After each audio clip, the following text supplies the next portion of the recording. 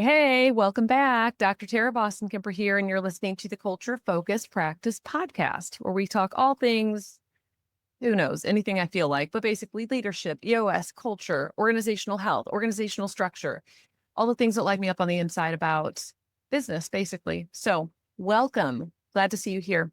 We are doing a 3-part series today. Today kicks off part 1 of this 3-part series, all about burnout. You are so welcome. I am sure that you, at some point in your life, have been in desperate need of this. I know for a fact that I absolutely have been in desperate need of this. What's really ironic about all of this is that I hate talking about burnout.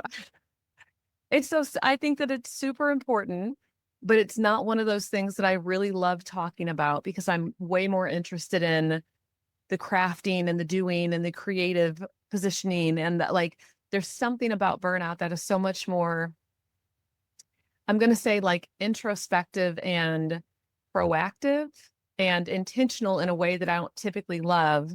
With that said, this topic is just so fucking important to cover. And again, because of having fallen prey to this and sort of being in this place where all of a sudden I am questioning everything about what I'm doing and why and how, wait, what? How did I get here? I know how brutal that was. I know how brutal it can be for people to be there. So my goal is that, okay, let's talk about this right now at the outset of this entire podcast. I'm sure it'll be peppered in at some point in the future because, well, let's talk about it right now because it is important to be proactive and preventive with with burnout related things. So 3-part series, like I said, we will cover today hidden burnout traps. So why practice owners are exhausted and don't even see it. Tomorrow, or the next episode, if you're not listening the next day, we're going to talk about boundaries that actually work, how to stop being available 24/7 without feeling like a twat. And then the third part in the series, the third day or whatever day you are listening, we are going to talk leading like a CEO, how to run your practice without running yourself into the ground. Not a pipe dream, for the record. That is absolutely not a pipe dream, in case you think it might be. It's not. So let's do this. Man, burnout is a silent business killer. And so there's just a couple of, let's talk misconceptions and also why, let's talk misconceptions. Let me just start there. There's just a couple. So burnout is not just about working too much. It might be related to having excess amounts of hours going in one direction, and your business would be that direction, but it's not exclusively just you're working too much. You're going to get burned out. It's really about the chronic stress that we carry from running, owning, operating, building, creating a business or group practice. And this can be leadership too. So again, I talk about owning sometimes or operating a group practice. So much of this applies to leaders because there are higher stakes in leadership positions than there are in non-leadership roles at a practice. So not always about working too much. It is really about the chronic stress, the chronic weight, and carrying this consistently. That's a huge part of burnout. That's a huge part of it becoming a major player in your life. Second misconception. Again, we're talking about, like, burnout is not just about working too much. It's about chronic stress. It's really about emotional exhaustion. I absolutely, I think I told you my history. If you've heard this or not, I'll tell you right now. My history, my tendency, my default modus operandi is emotional caretaking. I care deeply about those close to me, and I want to make sure that they're okay. I want to make sure, like, you good? You need me to, it's sort of that, are you okay? Are you good? And for a long time in my life, it would have been, I want you good at the expense of me, which is a recipe for emotional exhaustion. So chronic stress, emotional exhaustion, excuse me. And this third piece is a loss of control over your work and its meaning. That last part feels so important. I would say we're all meaning making creatures in a basically inherently meaningless world. That's my existential, my existential drift, if you will. When we don't have a sense of control over the work that we're doing and also the impact or the meaning, that is going to really feed that sense of burnout. So just to recap quickly, burnout isn't just about working too much. It's really about that chronic stress, that emotional exhaustion, and a loss of control over your work and its meaning. Lack of meaning makes me sick. Like the idea of doing something and it not being tethered to something deeper internally. I hate it, hate it, hate it. Okay. Another thing, just to briefly talk about, burnout happens even if you love what you do. I love what I do. Burnout still happens. I always love what I do. And regardless of how many times I've been burned out in my life, it still happens. It's emotional overload. So when you are really, really deeply invested in something, it's, you might be more inclined to absorb the stress of that thing. You're deeply invested. You really want it to work. You really want to make sure everyone's good around you. You really want whatever that might be. You might really be taking on the stress of ensuring or seeking to ensure that those things happen or that thing takes place. It's that emotional overload, that emotional exhaustion piece, like what we talked about. Another is a lack of boundaries. Even if you love what you do, you got to have boundaries. We'll talk about this. The entire next episode is talking about boundaries, but not having boundaries in place can absolutely lead to overcommitment, over engagement, over indulgence, over connectedness, overly concerned about whether something works in the exact way you want it to or not. I mean, not having boundaries just feeds into over everything, which makes it very, very difficult to step back and, you know, I almost feel like slicing a piece of cake, like create some of that disconnection, the healthy disconnection. I don't mean disengagement where you don't give a fuck, which is burnout, basically. I mean, a healthy disengagement, a healthy disconnection. Another way that burnout can happen, even if you love what you do, is when you feel ineffective.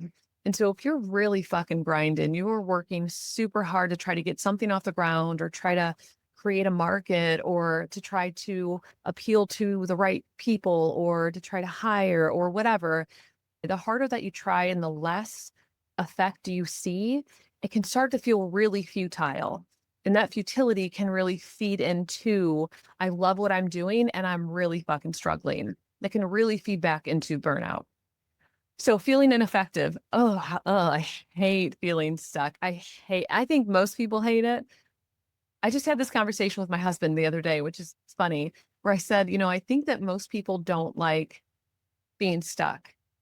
And I think that my discomfort with it, my felt physical in my body sense of that stuckness is higher than average. It's like more, it makes my whole body buzz and not in a good way. Like I'm just sort of, it's like, got electricity on the inside and there's no output. There's nowhere for it to, discharge. God, why am I thinking of Pikachu now? I did learn just last night. My kids love, well, too, my sons, they love Pokemon.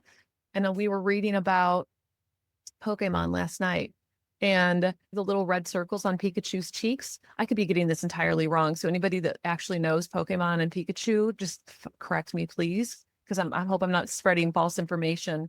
Those little red things, that's where the electricity comes out of. Heat. And then it like shoots out of his cheeks. My son was like, is that why it touches his cheeks? I was like, yeah, sure. I don't even ever watch the show. So I didn't even know that he touched his cheeks. But anyway, my point is, I feel like Pikachu all charged up and nowhere for the electricity to get displaced whenever that ineffectiveness like takes me over. I hate it, hate it, hate it. So that can feed into burnout. Even if you love what you do and you're grinding, you're trying to get it done, an inability to impact or affect the space around you or the outcome or what feels like ineffectiveness can have a big impact on burnout, feeding into burnout. One more thing. I almost said two more, but one more thing. Another is decision fatigue. So if we're recapping quickly how burnout, even if you love what you do, why burnout can still happen. We've said emotional overload, which is being really invested and absorbing a lot of stress. Lack of boundaries. Y'all know what that is. I'm not going to go into more depth about it. Feeling ineffective. Whether or not you are, it could also be, for the record, feeling ineffective could be that your impact and the effect you're having is less than what you want it to be. And so you might be moving, but you could be moving at what feels like a snail's pace and you're trying to move like a cheetah or something, that there's just a big discrepancy between what you want, the speed at which you want to move versus where you are. So, fourth thing is decision fatigue. So, like I said, emotional overload, lack of boundaries, feeling ineffective, which is different than being ineffective, but feeling ineffective. And then the fourth one for why burnout can happen even when you love what you do, decision fatigue. Making decisions, I don't care if you think that you're super good at it. Your brain's ability to make decisions is finite. It is a limited resource. This is why I'm almost positive. I heard something once about, was it President Obama? One of the presidents has the exact same suit every single day. There's no decision around what to wear. It's just that's it.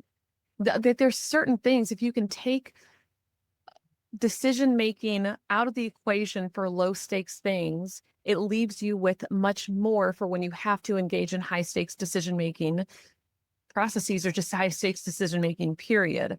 So if you are constantly making high stakes or medium or low stakes decisions, that drains your mental faculties and energy and resources. It just does. This is very, very broadly speaking. For the vast majority of the population, this is going to hold true.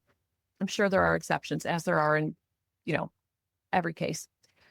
So decision fatigue is another thing. If you're just constantly the one that has to pump out decisions, then that's going to be something that you might love what you do, and it might still lead to burnout. Again, we talked about that it's not just working too much. The real issue isn't just the amount of hours that you're working. It's really the chronic, the unrelenting stress of carrying something that you hold dear. It's not really being able to share responsibilities yet, or maybe at all. And that could be internal, or it's just the weight of responsibility. Even when you have leadership in place, the onus is on really the owner of the practice. There's a certain level of responsibility that falls on that one person or two people, if you have co-owners, or three, if you whatever, on those people who own the practice in a much different way than even high levels of leadership, right below. There is a difference. And then also not having any recovery strategies. When we are not aware of the ways in which burnout can manifest, we are also then unable to intentionally put in recovery strategies or, again, proactive mechanisms that might alleviate or mitigate that burnout from happening. So here's how it sneaks up. Let's talk about why burnout can sneak up on practice owners. This is something that I notoriously struggle with. Burnout is not typically this major, like you're burned out, like a light switch is on off. It's really more like that dimmer switch. It's really like a gradual, slow, gentle sort of creep where you're like, okay, like, man, you might feel good initially doing some of the things. Like some of the stress is like, oh, yes, this is awesome. You're like, you feel it in this almost like excitable way, like you're pumped to be like carrying this and like to be building something. Or it might be the decisions, like you're making them quickly and you feel again invigorated and excited, and like ready to go. And then at some point, it starts to shift where maybe you don't feel as good, or you get home and you're like, man, fuck, I'm tired. Like I'm exhausted today. Or it just continues to sort of slowly shift. And then the things that used to light you up don't light you up anymore. And the decisions where you used to be excited, you start feeling frustrated, or you feel a little bit resentful, or sort of like, God damn, why is everyone coming to me to answer these questions? Just solve the problem. It shifts. It's a slow shift. Usually it's sort of a gradual shift. It's not a really quick, well, bam, you're burned out. It's something that's going to take place over time. It might take years or it might take months. I mean, sort of the time it takes is not really, I mean, it's just going to vary from person to person. If you're wondering what are the ways in which you might sort of notice that you are feeling burned out, or what are the ways in which you might think that you could be struggling with feeling burned out, one is that you might just be irritated all the time. I think this can be unique to the sort of the specific thing that you're doing, like the work that you're engaged in.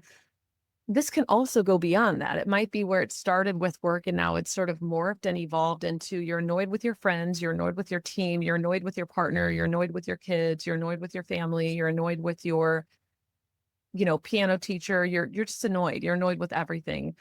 It could be that you're just irritable. You're just constantly sort of irritable. It might be that you start procrastinating. All of a sudden, these decisions, you just keep putting them off. Like, ugh, I can't think about that right now. I don't want to think about that. I don't care. I don't care right now. I don't want to deal with it. You sort of push it to the side. So procrastinating on decisions, excuse me. I mean, it's obviously decision fatigue is one thing, but also I would say just pushing them out consistently could start to hint at, oh, you might be like starting to flirt with burnout. Another is that you might feel just way more detached. Could be emotionally numb. It could just be detached. It could be where you start to feel a little more apathetic or indifferent about what you used to feel very excited about, used to be really invested in. So there's just a stark contrast between what used to be true for you and now where you currently are. Another thing is that you might just really feel exhausted all the time. Like no matter how much you relax or how much you sleep or you just can't recharge in the same way. You're feeling sort of I always think of sometimes like a restless energy coupled with a physical exhaustion. Like you want to do something and you're trying to figure out, but nothing feels good and you're just exhausted. I would say also, I don't actually know the research on levels of burnout and depression, but if you are listening, I mean, some of these things correlate positively with depressive symptomology. So, what I can't say, because I don't know the research on this, is that burnout ties in with depression, that they go hand in hand. Some of these symptoms do, some of this criteria, sort of the irritability, especially in males, irritability is, anger is not a hallmark, but pretty common if you're dealing with depression. But irritability and procrastination and sort of the emotional numbness and the constantly exhausted, no matter how much you sleep, for example, those things have a little bit overlap with depression. So again, I will not say, because I don't know, that if you're burned out, you're also depressed. I can't imagine that's the case for every single person. It might be the case for you. Depression is a whole different conversation. So I'm not going to try to distill that down to a paragraph in conversation form, but I'm just saying maybe these things overlap and maybe they don't for you. Just something to keep in mind. Last thing about symptomology for burnout is that you might also feel some physical symptoms. You might just like really hunch up in your shoulders. You might feel really tight in your neck, like you can't physically relax either. So it's not just the exhaustion, but also like the restlessness and sort of the keyed up and like I think if you make like claw hands with your fingers, like your veins and your wrists, and there's like a tightness in your body, might have weird like GI shit happening all of a sudden. And it's different from baseline. I should say that. So maybe your baseline is pretty healthy GI tract, a pretty healthy GI situation. And all of a sudden you've got this weird poo schedule, or you can't go, or you're going all the time, or your stomach is constantly upset and you've got this like tight body and your head is just, you're getting tension headaches. I mean, all of that stuff can be early warning signs of burnout. And so it's worth it if you're experiencing physical issues or you're really like noticing that you're showing up differently with regard to your work or in life, just start thinking about, okay, is this related to burnout? Is this the chronic stress, the emotional overwhelm, et cetera? So real quick, let's talk about some false beliefs keeping you stuck in burnout. We're going to close out with the final stage of burnout, and then I'm going to prep you for next to episode 2 and 3 of this 3-part series. False beliefs keeping you stuck in burnout. I need you to listen to these. Tell me if you're guilty of them. I can tell you which ones I tend towards. Tend towards, same thing. You know what I'm talking about. Number 1, this is just a busy season. This is just a busy season. That's it. Just a busy season. It's just busy. How long does that busy season get to last for? The season is what? 4 months? 3 months? How long does your busy season of emotional overwhelm, chronic stress, decision-making fatigue, how long does that get to last? So this is just a busy season. That is a false belief.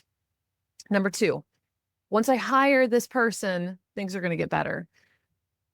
Bro, I love you, but this is so, oh my God, what's the word I'm looking for? This is so dependent on having the right systems.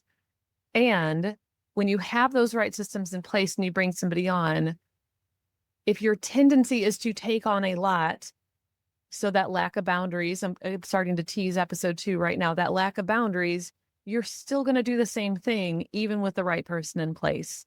So this isn't just once you hire this person, once I hire this person, things will get better.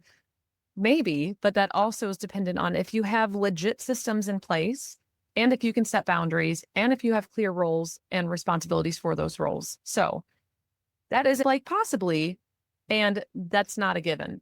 So that's number 2. Number 3, there's 5 false beliefs. Number 3, false belief. I just need to push through. This kind of ties in with the busy season, doesn't it? Like I just need to push through this. I can just get through it. It's not, I can just, grit. I can do it. I'm in work mode. I can get this done. That's the shit that I fall prey to. My husband is very, very good at anticipating when something becomes too much. I am not. I will give you a big old hint. I am not good at that. It's not even a hint. It's just telling you what's up. I'm bad at it. I'm notoriously bad at it. Did you ever see the Saturday Night Live, the old school SNL episode with Mike Myers? I'm talking like years and years ago, Mike Myers, and he was Philip, the chocolate boy. And I forget who was I think he was like a sort of a main character. He wasn't a guest star. I forget who was guesting that episode, but he's this little boy and he's got this like harness on and he's hooked up to a jungle gym, one of those old school stationary jungle gyms, like the metal ones, we're talking back in like the 90s. And this little girl's like comes over and she wants to play with him. And he's like talking with her and I'm Philip, and I love you, I love you, like he was talking to her and she offered him chocolate, I think. And he was like, no, my mom says like, I can't have chocolate. Like I can't have chocolate. And then she gives him the chocolate anyway and he eats it. And then the scene cuts to him like sprinting off and like running away. And he's just dragging the jungle gym behind him. First of all, love that skit. I think it's hilarious. Second of all, definitely relate to Philip in that skit. I am Philip. And my husband, whose name is Steve, he is not Philip. And so he knows where he's like, nope, Tara, you need to stop. Like, you're not going to be able to push through. You have 3 kids. We have a house. We have like a rig, technically, we full-time RV. So but we have move dates. We have all this other stuff. And I'm just like, I can do it. I got it. I can do it. So this is the one that I consistently fall prey to. And thank God I know at this point that I need to just trust him and trust his judgment because he's better at calling that than I am because he's not Philip and I am. So I just need to push through. Maybe, but you can't really get yourself out of burnout by pushing through more and more. It just sort of digs yourself deeper in. Number 4, I'm the only one who can handle this.